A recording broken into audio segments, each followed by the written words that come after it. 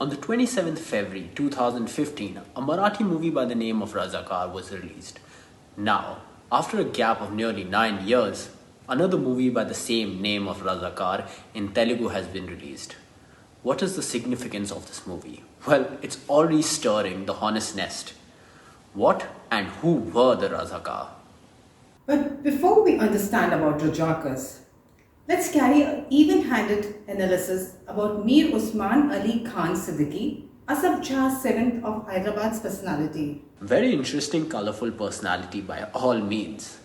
Known as the architect of Hyderabad, credited with establishing many public institutions in the city, including Osmania University, Osmania General Hospital, State Bank of Hyderabad, Begumpet Airport of Hyderabad. Besides, he had managed to remain in the good books of the British Empire, always remaining their blue-eyed boy. Pleasure-loving man, his prodigious sexual appetite said to have more than 100 illegitimate children in his abundant harem. Undoubted one of the richest men in the world. On the 22nd Feb 1937, the cover page of the Times magazine carried the main story on Nawab as the world's wealthiest man. And yet, an eccentric miser to the extent of dumbfounded hilarity. His reputation about his absurd eccentricities preceded him. The Nizam was a thin old man with a stoop, wearing a faded face, that is a cap in Persian language, a moth-eaten muffler, an old sherwani and an old pajamas, which had last been ironed when they had first come out from the tailor's shop. His unquenchable thirst for money and power, with money undoubtedly occupying the prime slot.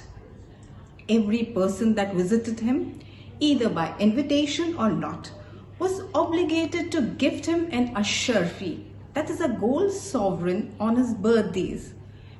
He received the nazars from everyone, wealthiest nobles to the low-paid officers. Once, during the public attendance, Asaf Jah was offered an ashar fee. It fell on the floor and went rolling. Asaf Jah, like a little baby, went on his knees and went crawling to fetch the ashar fee.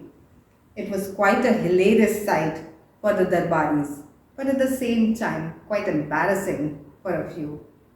Now the question is, how did he manage to acquire and amass this incredible amount of wealth? One source of core were the Golconda gold mines, which he was the owner.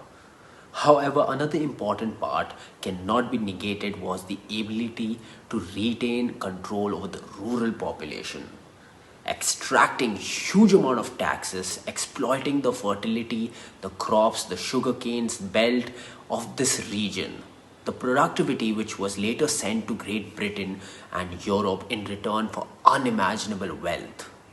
This was possible with the extent of the support of hundreds of Arabs and Pathan militia in the Nawab's army, recruited in the 20th century to strengthen and support the Nawab's security forces, and also support the ulama, the holy war, in forcible conversions and spreading Islamic faith amongst the predominant Hindu population. What does Razakar mean? It's an etymology, an Arabic word which literally means volunteers, integrated with the local population organizing themselves under the hardline Islamic clergy named Qasim Rizvi, who emerged as Pakistan-backed leader of a political party named Ittihad ul Muslim that was devoted to the cause of forcing the annexation of Hyderabad to Pakistan.